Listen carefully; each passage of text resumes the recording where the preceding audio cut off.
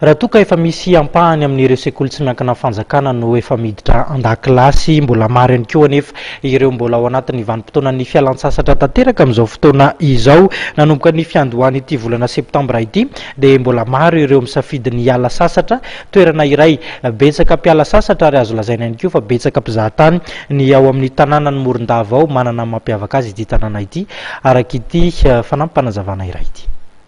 Betsaka no nisafidian'ny Morondava tao anatin'ny fialan-tsasatra lehibe.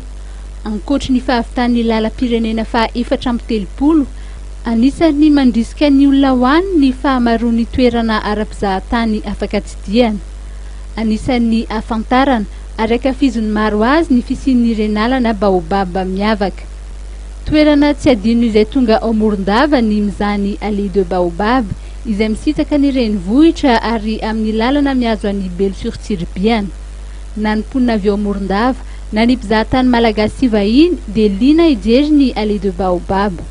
Aty amin'ny allée de baobab misalé tsara be baobab sy le zava-maniry tena mahafinaritra.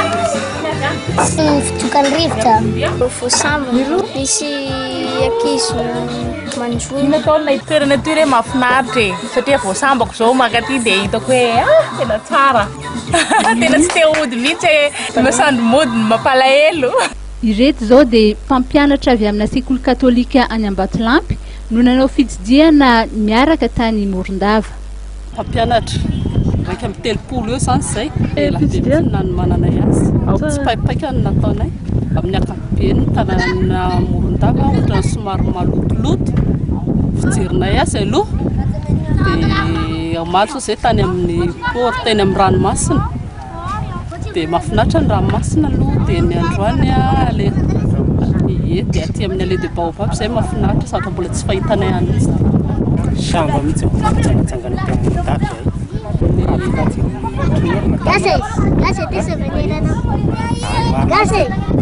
Ho fahatsiarovana ny fandalovana eto amin'ny allée de baobab isan-karazany ny asa tanana hiteto.